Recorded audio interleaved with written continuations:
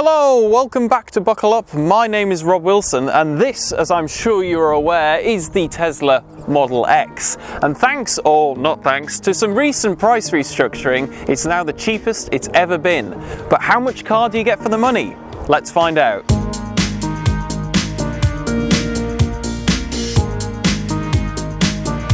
So let's start, as we always do, at the front. And normally I would start by talking about styling, but unfortunately this car doesn't have any.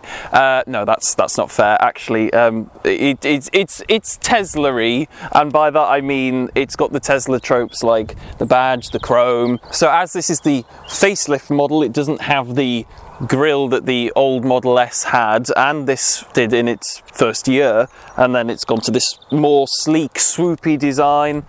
But yeah, it just looks like a Model S that's taller. The side, where we can see that it has traditional now coupe SUV styling. This one has 20-inch wheels. You could get up to 22s if you really wanted to. There's a lot of chrome bits. This is a camera, part of all of the like all-seeing, all-knowing autopilot camera in here as well. It's got some fancy doors, which I'll talk about later, and this part would be the charging port area if it were the other side, but it isn't, so it's just a reflector. Anyway, boot. Okay, so this is where things get a little bit more complicated, because I'm going to talk about the badge, which in this car is a P90D. Now those all mean different things, but basically the number is referring to the usable kilowatt hour size of the battery. You can get 60, 75, 90 or 100. D, all Model X's were D, in this country at least anyway, so that means you've got dual motors, one on the front, one on the back. Good. The P was only available on the top two battery sizes, the 90 and the 100, and it stands for performance because the rear motor is different. It's got more power! So yeah, it can do stuff and go quick. Right, now that we've talked about that, let's talk about this, because you can tow 2,250 kilograms braked with this car. If you have the 20-inch wheels, which this car does. If you don't have the 20-inch wheels, you go for the 22s, you can only tow 1.5 tons. So let's open up the boot.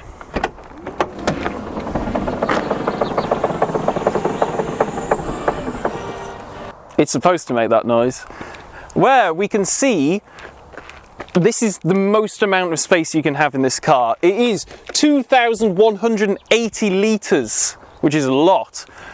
There are some problems with this, first among which is the middle row doesn't fold flat, it just moves forward.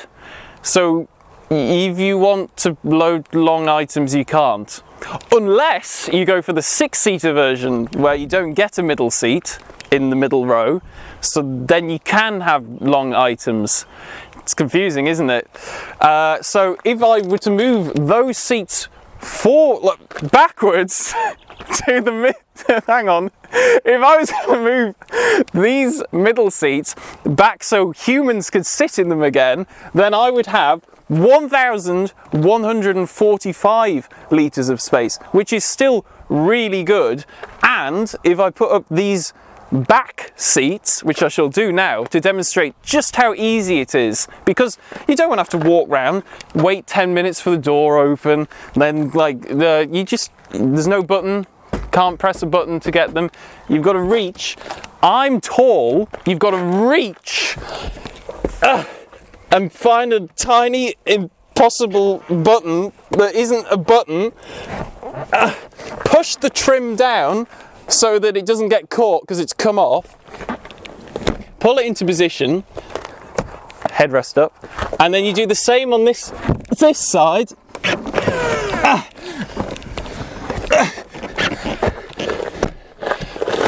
Which now you've got 544 litres of space, but only if you do this and move this down out the way like that. Now 544 litres of space is actually really, really good. Like not messing about, being serious for a second. That's really good when you've got 7 seats in place. Because it's electric, there's no mechanical stuff going on down here, so it goes pretty much all the way down to the bottom of the car. So that means if you've got tall items, I know the owner of this one said that you could put an actual wheelchair in here if it was folded up, which is really handy. Push chairs, that sort of stuff will all go in here, so that is good.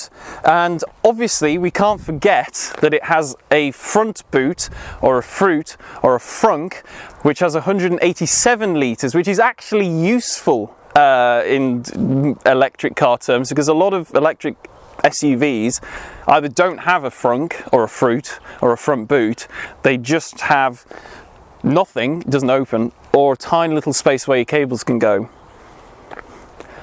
This is really in-depth consumer advice. It's good up until it isn't, so let's go and find out what the back seats are actually like to sit in if you're tall. Right, let's try the third row.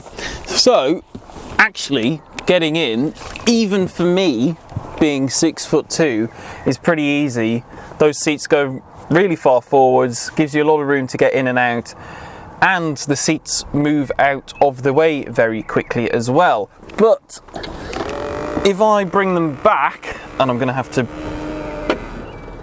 there we go, to where they should be, then my knee is quite heavily brushing up against that seat, and I have a horrible feeling that if this middle seat was moved back as well, then I would have to basically do the most amount of man spreading I think ever recorded in human history. The other problem is headroom, because even though technically my head goes into where the windscreen is, behind this sort of hump here, my head does touch the glass, which is a little bit uncomfortable, so I'd have to slouch, but I don't think I could slouch, so I'd have to probably sit like, I don't know how I would be comfortable back here. If you've got kids, I'm sure they would absolutely love it back here, because, well, they've had to get in through spaceship doors, haven't they? You've got 2 cup holders, you've got Isofix on both of these seats, so that's good. You can put child seat in. You've got air vents back here, which is quite a luxury in the third row. A lot of SUVs don't bother with that, but other than that, there isn't really any other features. There's no, you know, the materials, this is just really hard plastic. This is still Alcantara up here, but there's no armrest, there's no cutout for your arm to go, which you would find in other rivals. It was obviously going to be compromised because of the shape of it, but it's not the best for adults. For kids, I'm sure it'll be absolutely fine. So let's find out what the middle row is like.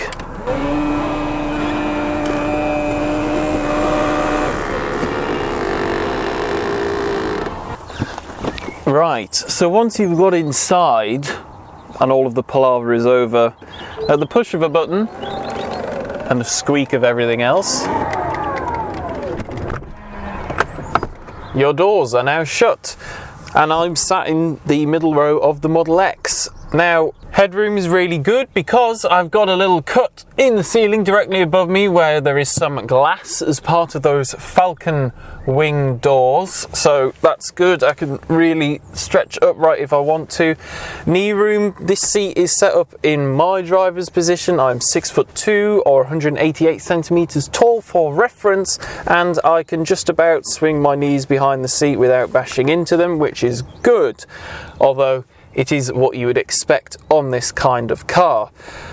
In terms of space in the middle, you do actually have a decent bit of foot room because there is a completely flat floor. There's no fighting for room off your passengers. The seat is narrower, but the main problem is headroom because you don't have that cut in the ceiling where the Falcon doors open, so you're going to have to slouch a bit if you want headroom and you're tall in the middle, or you're just going to have to be short, whichever's easiest for you.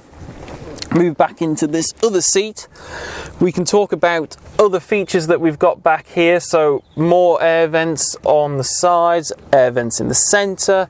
You've got USB-A's in the back of this car. I know on the new one they're USB-C's because everything's moved on a little bit.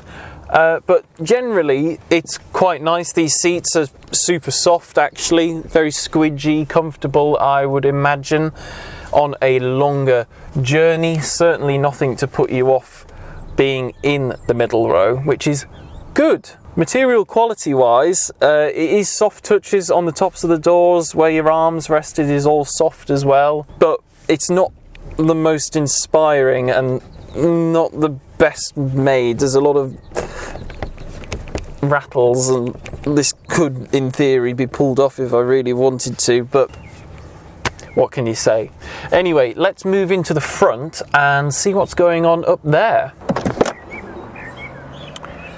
So, once I've got in my electronically open door, I simply press the brake pedal and the door closes right back up for me. Anyway, let's talk about the front and its many features, because I mean this is a ridiculous screen. It's still up there with one of the best in the business. I know now on the recently refreshed models it's become portrait, but it really does activate and operate exactly like a smartphone, which is what you want. It's super quick, you can zoom in and out on the map, everything loads instantly. That's all excellent. Of course, you've got the toy box and all of those funny features where you can make it fart when the indicators are on and you can sing karaoke. So let's talk about some of the other stuff as well. You've got your driver's display screen in front of you, which shows you all of the relevant information and also houses everything that you need to know about autopilot and all of its magic wizardry that it can do, where it can see all of the cars. That's really good as well. You on the steering wheel just simply have like 6 buttons, scrollies, and then 4 for commanding the seek and voice commands, etc. In terms of storage, this being an electric car, there is quite a lot of it. So there is a big cubby up here, which is ideal for sliding your phone in. You can move this one forward, and this is absolutely enormous. This goes really far both ways. You could store, I don't know, joint of beef, quite a large joint of beef in there quite easily. This one also is a slightly shallower one, but it's still big enough to carry some glasses, and you've got a 12 volt and 2 USB-A's in there. This is an armrest, but it also moves back like this to reveal 2 cup holders, which unfortunately don't fit a large bottle of water like this, but those do fit rather nicely in the door pockets. Unfortunately, this whole thing doesn't open, so there's no extra storage here, which seems a bit of a shame, because I can't imagine that there's anything else under here. This being an electric car, it doesn't need to have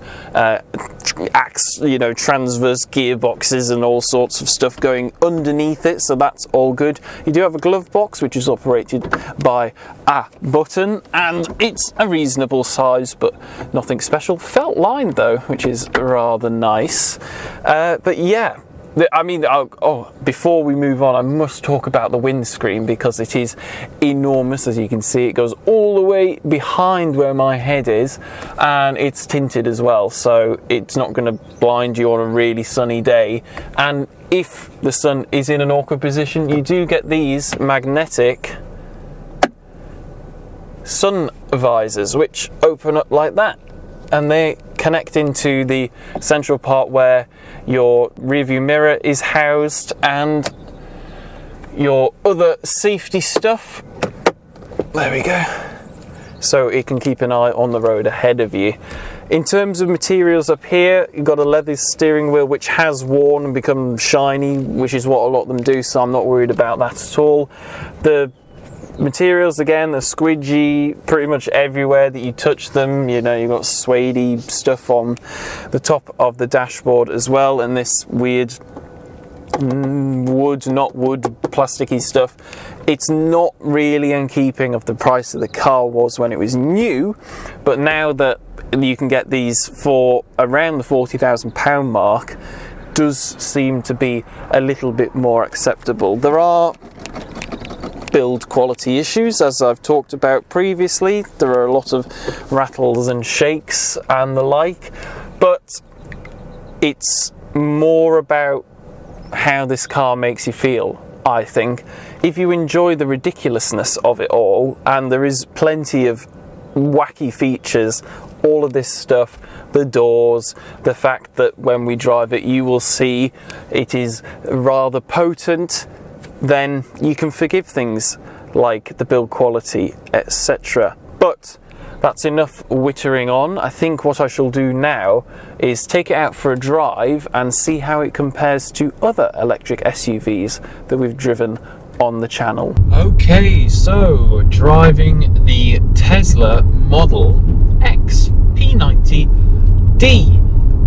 First impressions are, like all electric cars, it's just how quiet it is in here. It is really well isolated from the outside world. Obviously no engine noise, but because there's no engine noise, you do sort of get enhanced noises from the tyres and even slightly the wind, but it's not massively intrusive or any different to any others. So I'm just about to go into a 60 zone.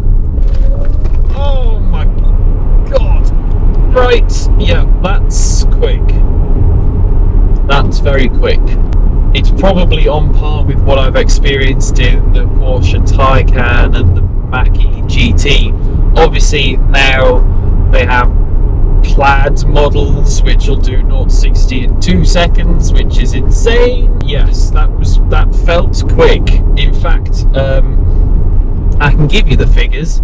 So this iteration of the Model X will do 0-60 in 3.6 seconds, or you can put it into Insane Plus. This isn't a ludicrous model, but Insane Plus, and that'll knock another 0.3 of a second off, so it's 3.3 seconds to 60 miles an hour, which is obviously insanely quick for a 7-seat family SUV, and it'll go onto a top speed of 155 miles an hour, so it matches the Germans there as well. In terms of power, you've got 532 horses under the not bonnet, I guess, and 931 Newton meters of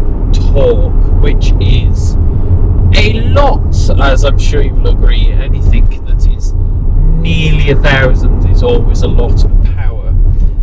So yeah, that's sending that power mainly to the rear wheels. So we're currently driving around at town-ish speeds, you know, on potted roads, ruts, cambers, all of those lovely things that you come across in day-to-day motoring. And first impressions are that this, despite having air suspension, does ride quite harshly. If I was going to be completely honest, it's not as comfortable as something like a Range Rover, and there are a couple of rattles and stuff coming from further back, which I wouldn't be too happy about if I had spent a lot of money on a car like this, say 80 to 120,000 pounds, depending on what spec you go for if it was new. But if I'd spent 40,000, which is what you can start to see these coming up at on trading websites, then yeah, I think that does become a lot more compelling, because you can start to forgive the not brilliant build quality, because it's so much more powerful than anything you can get at this price point. Obviously £40,000 mid-spec ID3 is going to be costing that much, and that doesn't do 0 to 60 in 3.3 seconds. So yes, there's some clear advantages to this over rivals at this price. However, yeah, new, I would be a little bit disappointed. Steering and handling, I'm currently in comfort, but as you can see, I can switch to standard, which I shall do now, and it becomes a little bit heavier. And sport becomes a lot heavier and a lot more direct. It was a bit dead on centre before, but now it is definitely more eager. And while I'm talking about that, you can fiddle around with the regenerative brakes as well. I've got it in standard at the minute, which means that it is quite forceful when you take your foot off the accelerator. It does bring you down speed quite a lot. I'm just doing it now coming up to the roundabout. Personally, I probably prefer to have it in low, because I don't like my regen whacked all the way up. I know my colleagues do, so it is just personal preference. It is quite cool being able to see the autopilot cameras and functions working in front of you. Like, it knows that that's a lorry rather than a car, and that is comforting to know that. It can see cones on the road. It can see, it's just seen a wheelie bin at the side of the road. Like, that level of detail, you do not get that in any other car. So that is a huge bonus and benefit of this model, is just how good that autopilot system is. And obviously it's constantly learning, so it's only going to get better and better and more accomplished as it goes on. But as with every new technology, there are going to be teething issues. I'm not necessarily sold on the idea of it being called full self-drive, because there are idiots in the world who will think that that means it drives itself, and of course it doesn't. So if I pull it twice towards me, it's now engaged the autopilot system in full. So it's currently locked onto the car in front. I've set the max at 50 miles an hour because we're in roadworks, but it will now steer itself, and I can see the blue lines on the screen letting me know that it can also see that. It can also see all of these cones as we go past.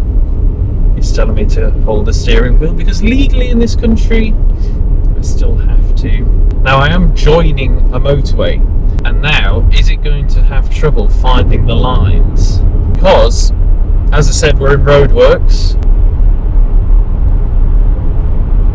so there are actually no lines painted on the road. It's just cat's eyes,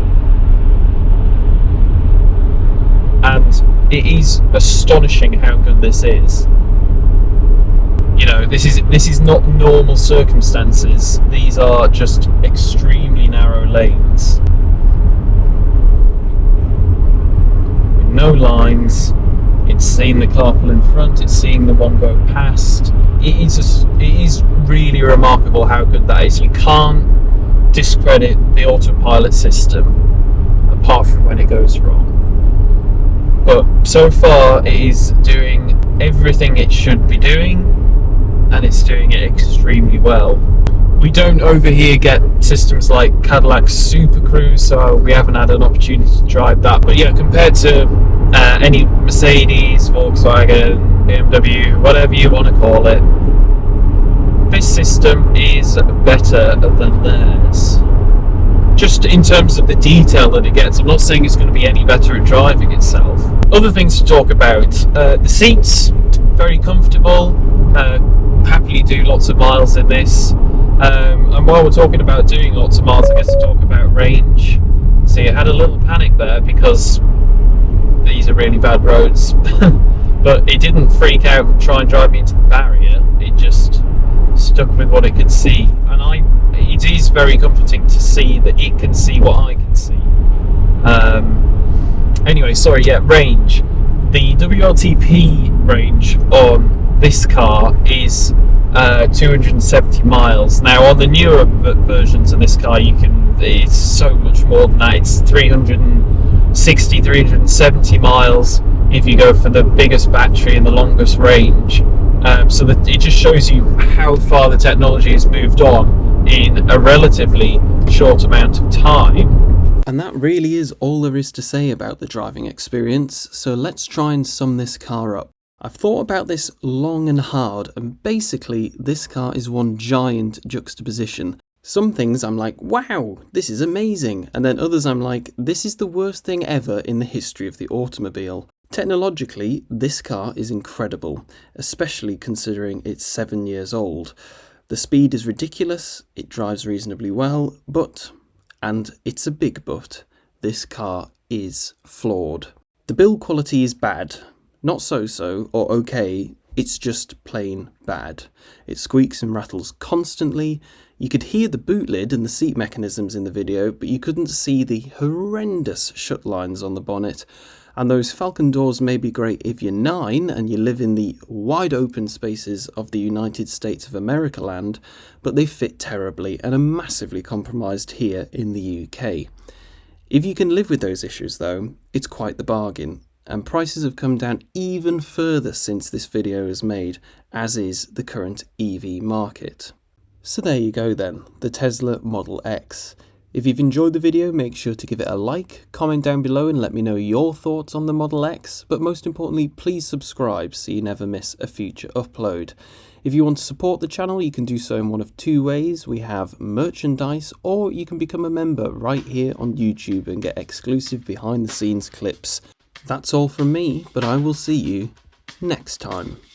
Bye.